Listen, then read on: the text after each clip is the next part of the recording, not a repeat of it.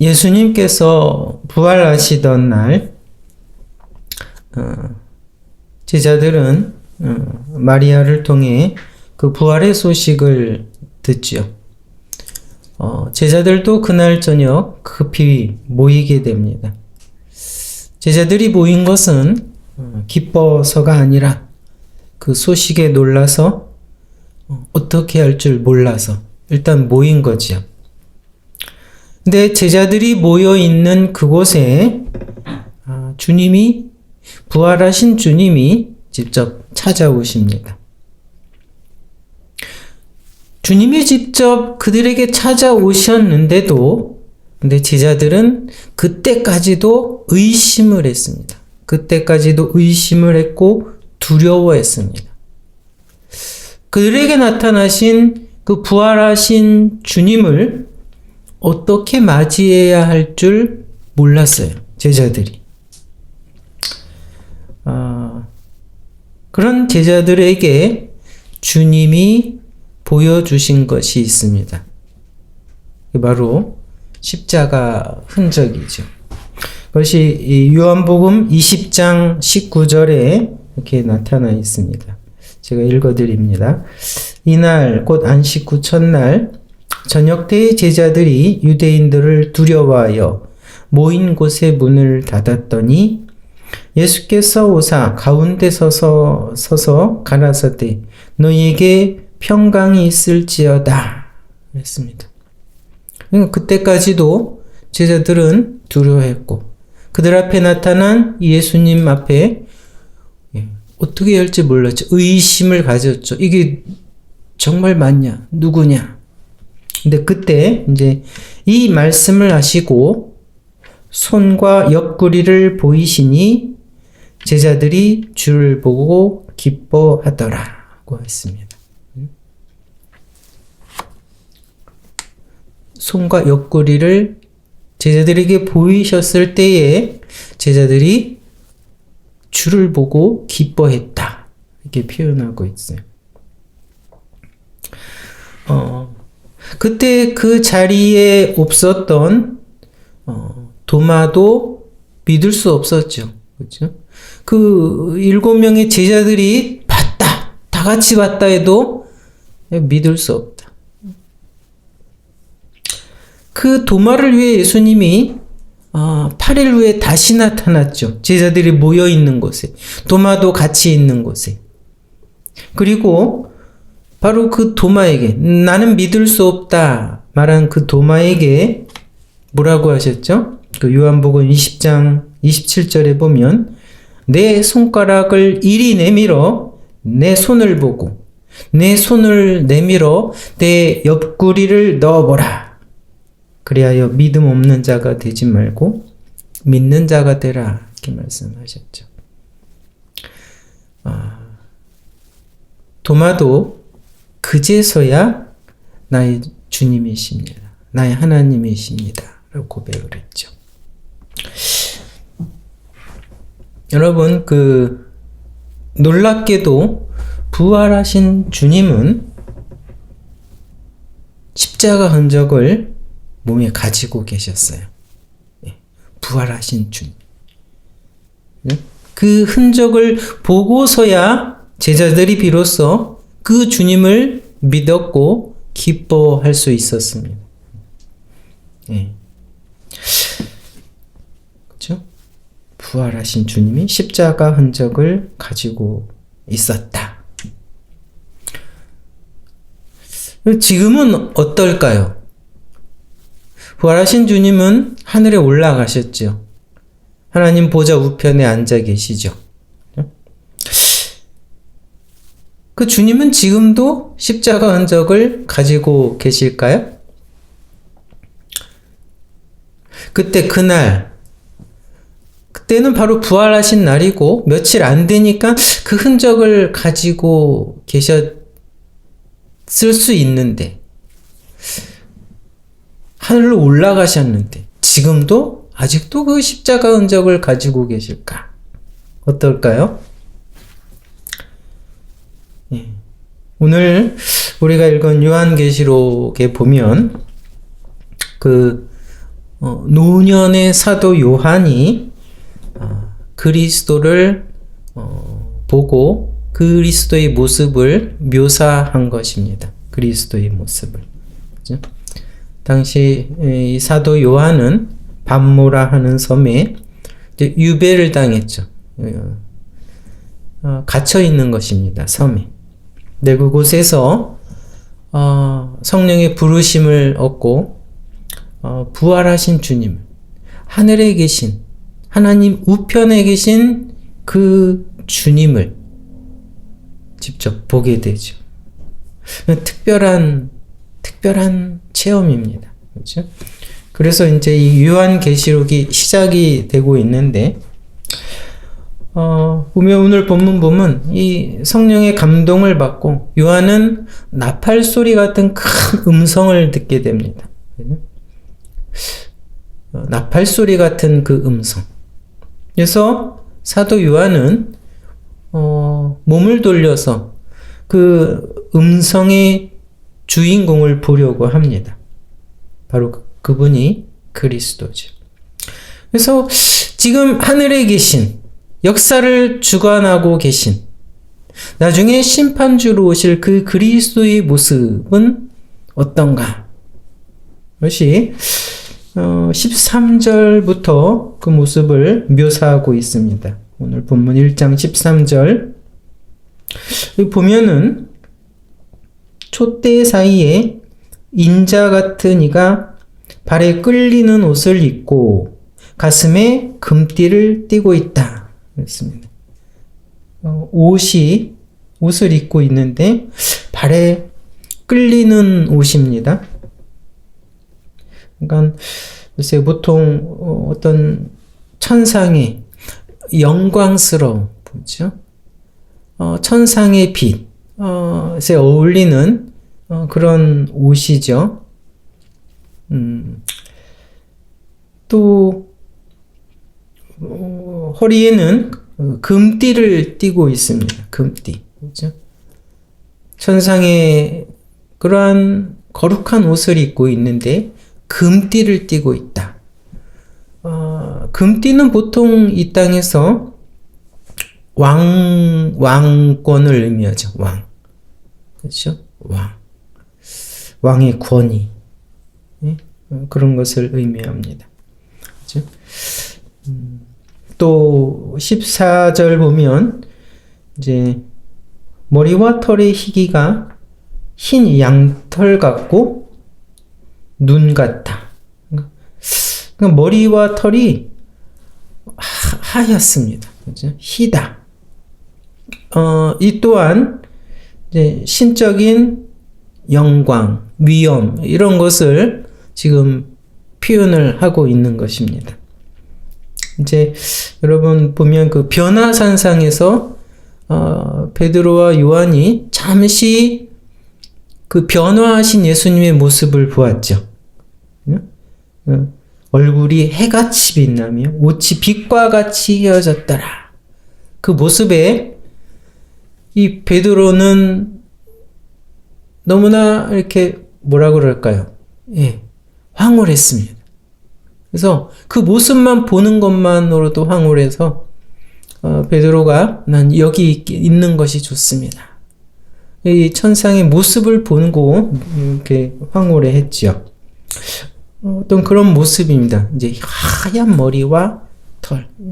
그런 모습을 지금 우리의 언어로 지금 표현을 하고 있는 거죠. 또 눈은 불꽃 같다. 눈은 불꽃 같은 눈. 이게 뭡니까? 예. 우리의 모든 만물의 그 중심을 꿰뚫어 보시는, 그렇죠? 그런 통찰력. 그 무엇도 어느 누구도 감추거나 숨길 수 없는, 그렇죠? 모든 것을 훤히 보시는 그런 눈, 그렇죠? 그런 위엄을 이제 불꽃 같은 눈 이렇게 표현을 하고 있습니다. 또 15절에 보면 발은 풀무에 단련한 빛난 주석 같다. 주석. 푸른빛 나는 주석. 철의 종류죠.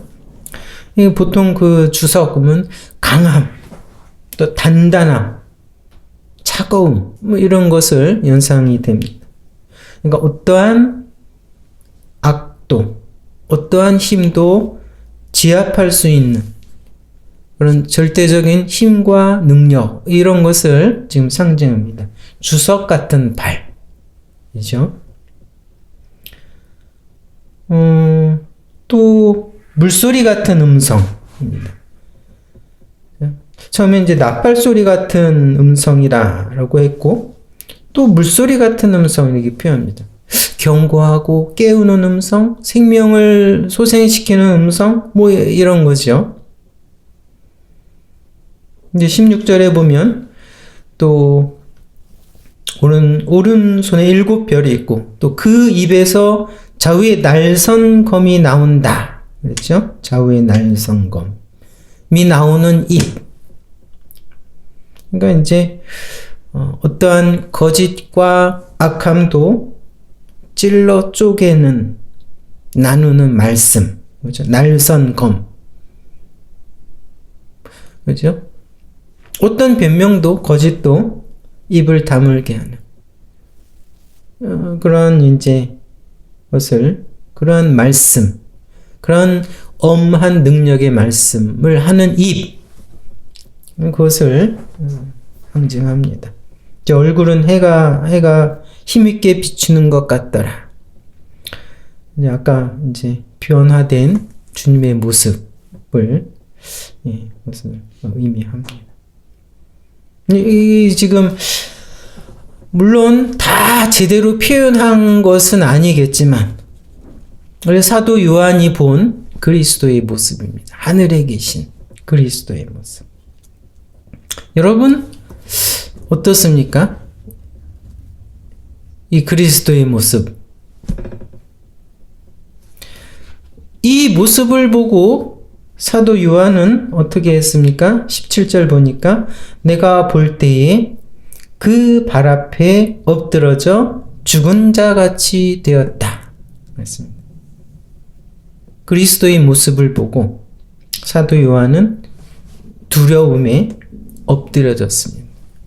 몸을 손가락 한 끗도 움직일 수 없는 두려움과 경외함에 죽은 자 같이 되었다.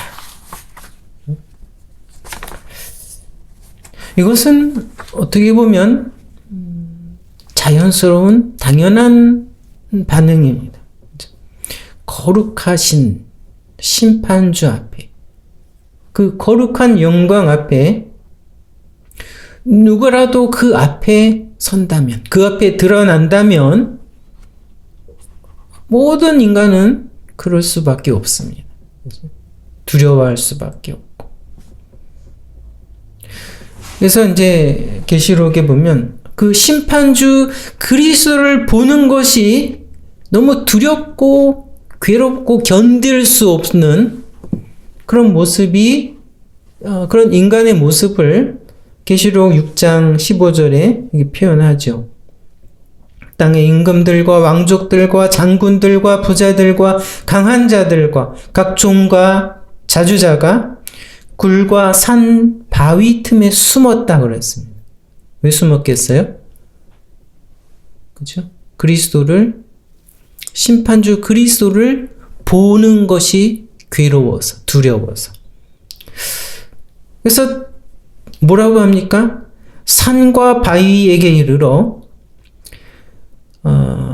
우리 위에 떨어져 보좌에 앉으신 이의 낯에서와 어린 양의 진노에서 우리를 가리우라. 그러니까 이 심판주 그리스도 모습을 보는 것이, 그 앞에 서는 것이 너무너무 괴롭고 너무너무 괴로워 견딜 수 없어서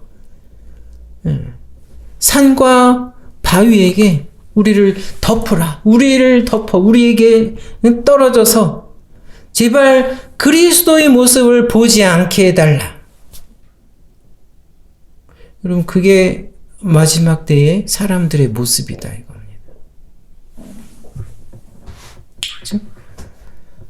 아무도 그 심판주 앞에 설 수 없습니다. 서는 것을 견딜 수 있는 자가 없다라는 거죠.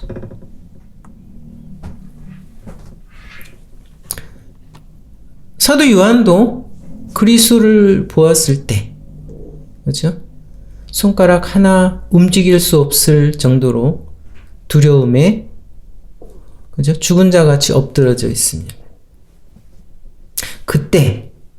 그때 심판주께서 그렇게 두려움에 엎드러진 요한에게 안심과 위로를 주는 한마디를 하십니다. 그게 뭘까요? 그 이제 17절 후반절에 그리스도가 뭐라고 하시나 봅니다. 그가, 그리스도죠. 심판주. 그가 오른손을 내게 얹고 가라사대 두려워 말라. 나는 처음이요 나중이니 곧 산자라. 내가 전에 죽었었노라.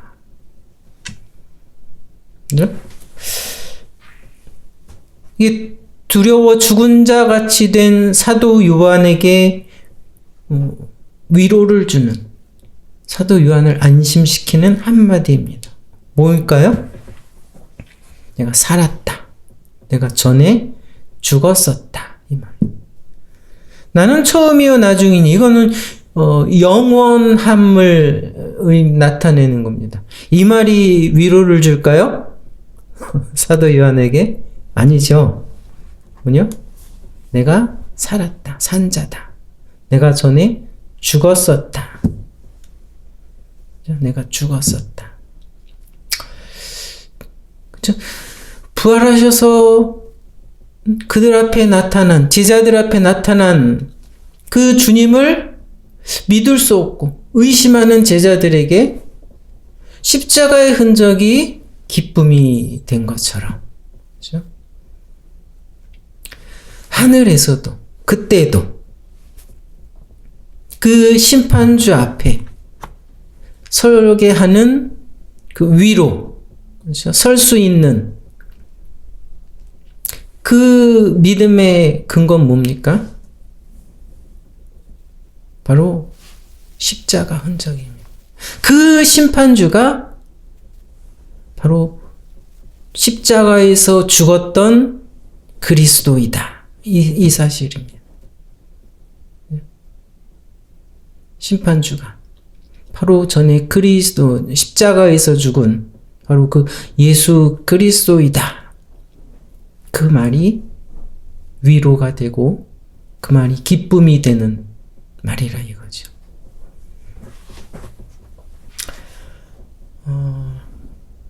그래서 여러분, 우리가 수없이 들었지만 이 십자가 사건은 과거의 사건으로 끝나는 것이 결코 아니죠. 단지 과거에 있었던 감격적인 어떤 희생의 사건이 아니라는 거죠. 지금도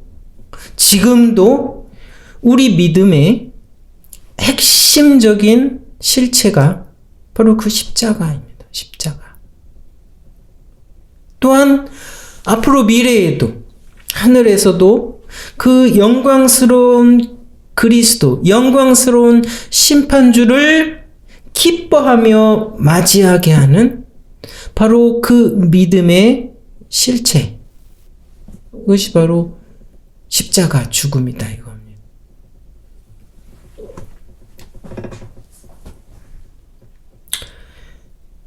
여러분, 부활하신 그리스도가 보여준 것처럼, 확인해 준 것처럼, 그렇죠?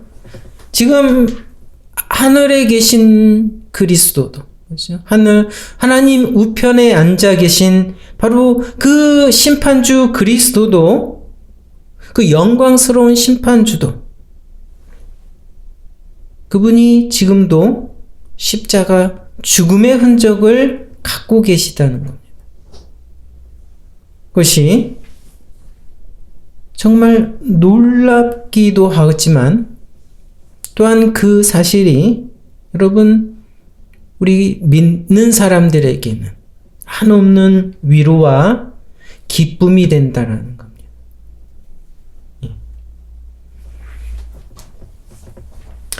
여러분, 이제 사실 우리가 계시록을 한 지난 1년 넘게 우리가 저녁 예배 때 봤죠. 근데 여러분이 기억하시겠지만 계시록에 주로 나타나는 그리스도의 이름은 어린 양입니다. 그렇죠? 어린 양. 어린 양. 어린 양은 뭐죠? 이스라엘 백성이 하나님께 제사 드릴 때 사용했던 대표적인 제물이 어린 양입니다. 그렇죠? 어린 양. 이 제물이, 이 어린 양이 성전에서 피를 쏟고 죽임을 당하고 각을 떼어서 제물로 태워져야 했습니다. 왜 그랬습니까? 그 백성들의 죄 때문이죠. 그들의 죄 때문에 그들의 죄를 대신해서 그 제물이, 그 어린 양이 대신 그렇게 죽임을 당해야 했던 것입니다. 근데 1000년 동안 그런 제사가 진행되어 왔었는데 1000년이 넘어서 그 제물의 그 어린 양의 본체이신 예수 그리스도께서 드디어 이 땅에 오셨다는 겁니다. 이 땅에 오셨고 그 제사의 실체를 십자가에서 완성을 하셨다는 것이죠.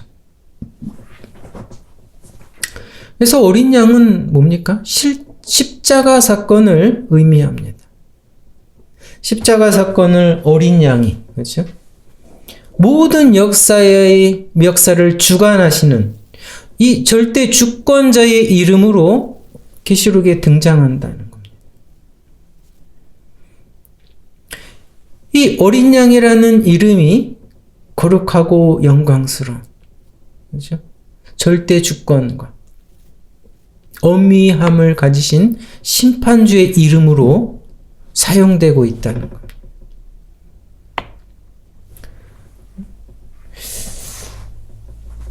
그래서 한 절만 보면 계시록 5장 6절에 보면 내가 또 보니 보좌와 내 생물과 장로들 사이에 어린 양이 섰는데 일찍 죽임을 당한 것 같더라. 7뿔과 7눈이 있으니 이 눈은 온 땅에 보내심을 입은 하나님의 7 영이더라.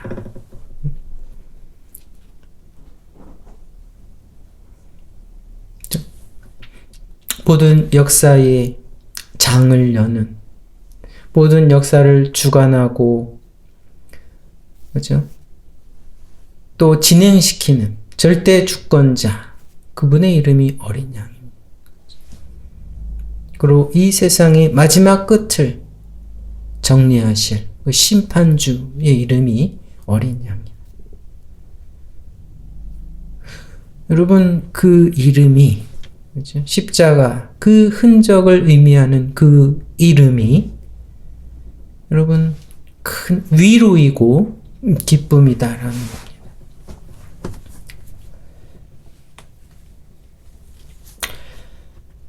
여러분, 밤이면 한국의 밤하늘은, 그렇죠? 사실 어느 곳에나 붉은 십자가를 볼 수 있습니다. 붉은 빛은 피를, 그리고 십자가는 그리스도의 죽음을 의미합니다. 그래서 여러분, 십자가는 기독교, 교회의 상징입니다. 상징. 근데 처음부터 이 십자가를 교회의 상징으로 사용한 것은 아닙니다. 그렇죠? 초대교회 때 처음에는 이 십자가를 상징으로 사용하는 것을 감히할 수 없습니다. 그렇죠? 왜 그렇습니까? 십자가는 가장 잔인하고 혐오스러운 형벌의 도구였습니다. 로마에서 그렇죠? 가장 혐오스러운 그런 형벌의 도구였습니다. 원래는 어떤 야만인들이 사용했던 형벌이 십자가형이었다고 하죠. 그래서 로마에서도 로마 시민은 십자가 형벌을 시키지 않았다라고 하죠. 그래서 여러분 십자가를 이 기독교 교회의 상징으로 사용하는 것을 여러분 꺼릴 수밖에 없었죠. 처음에는 그래서 비둘기나 또 월계관, 물고기 이런 것으로 그들만의 기독교인임을, 교회의 상징임을 서로 알리는 암호이자 상징으로 사용을 했습니다. 그럼에도 결국 2세기경부터는 교회들은 그 상징으로 이 십자가를 사용했습니다. 점점점. 왜 그렇습니까? 이 십자가가 기독교의 핵심적인 그 믿음의 내용을 상징하고 있기 때문입니다. 그렇죠? 사실 예수 그리스도와 관련되어 상징으로 사용될 것은 많습니다. 그렇죠? 물론 그리스도의 탄생도 있고요. 얼마나 많은 가르침들을 했습니까? 그리스도의 인격, 초월적인 능력, 그렇죠? 병자들을 고치는 능력, 또 고난과 죽음이 있고 그것이 십자가죠. 또한 부활도 있고 재림과 심판 이런 것들을 상징하는 할 수 있는 것들은 여러 가지가 있습니다. 이런 것들은 우리가 알아야 할, 그리스도인이 알아야 할 중요한 사건과 가르침이고 기독교 교리의 뼈대를 이루고 있습니다. 그럼에도 교회는 교회의 상징으로 십자가를 사용하고 있습니다. 왜 그렇습니까? 이것은 어떤 선택이 아니라 그럴 수밖에 없었다. 고난과 그리스도의 고난과 죽음을 상징하는 십자가는 기독교의 핵심 중에 핵심이기 때문에 십자가를 교회의 상징으로 하는 것은 그럴 수밖에 없는 필연적인 결과였다라는 거죠.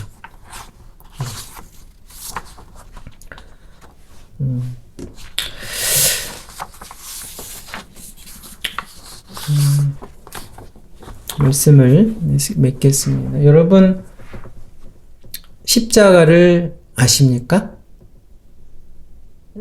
좀 엉뚱한 질문입니까? 여러분, 십자가를 아는가? 매우 중요한 질문입니다. 영화에 가끔 드라큘라나 사탄이 십자가를 보면 두려워하고 도망하는 것처럼 보이는데 십자가 자체에는 여러분 전혀 그런 어떤 힘이나 능력이 없습니다. 전혀 없어요. 아무리 은으로 해도 전혀 그런 것은 없어요. 그러나 교회는 십자가를 사용합니다. 십자가를 버릴 수 없습니다. 그렇죠?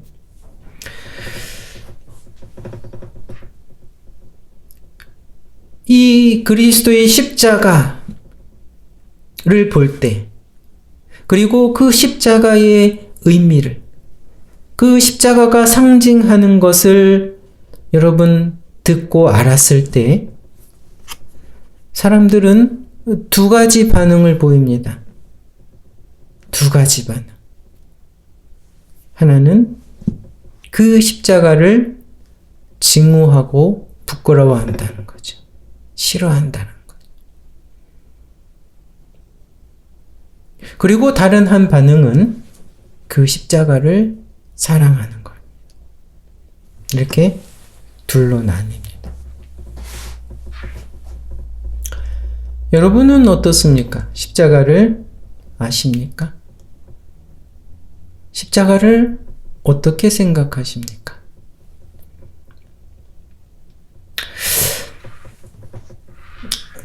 심판주로 오시는 그리스도. 오늘 이제 사도 요한이 봤죠. 그리스도 모습을 봤습니다.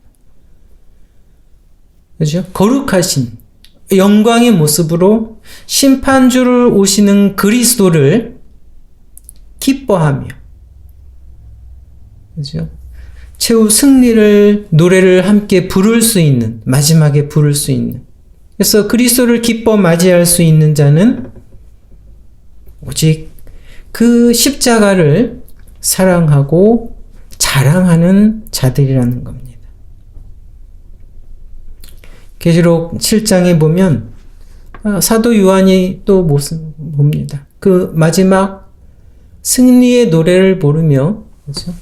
찬양을 하고 있는 수많은 무리를 보입니다. 그래서 그들이 누굽니까? 라고 사도 요한이 물을 때 거기서 대답을 해줍니다.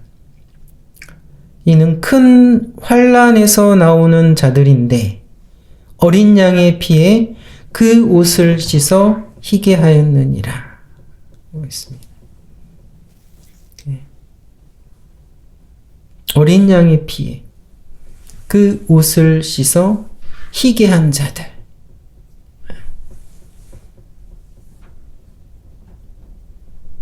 그 십자가 죽음을 믿고 있는 자들이라는 거죠. 그 십자가 죽음으로 인해서 하나님 앞에 의로워진 자들이라는 겁니다. 오직 그들만이, 그죠? 심판주로 오시는 그 그리스도를 기뻐하며 맞이하며, 기뻐 맞이하며 최후 승리를 부르는 자들이라는 겁니다. 그렇지 않은 자들은 무슨 산과 바위 틈에 숨습니다. 그리스도를 두려워 산과 바위에게 이르러 제발 나를 덮어, 나를 가리워 달라.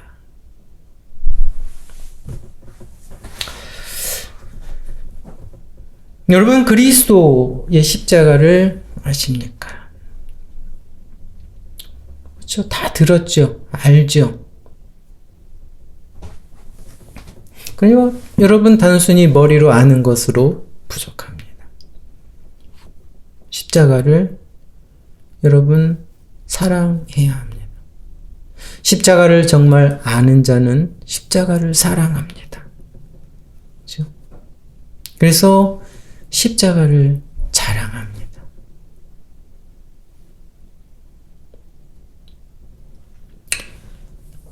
여러분, 십자가를 가까이 하시기 바랍니다. 십자가를 배우시기 바랍니다.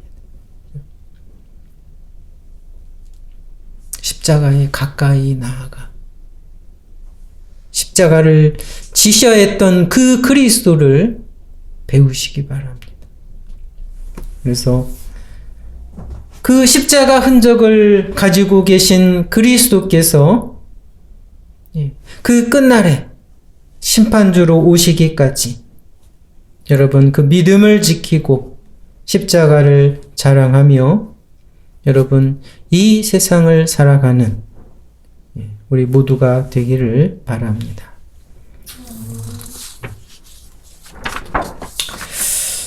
감사합니다. 우리 찬송가 348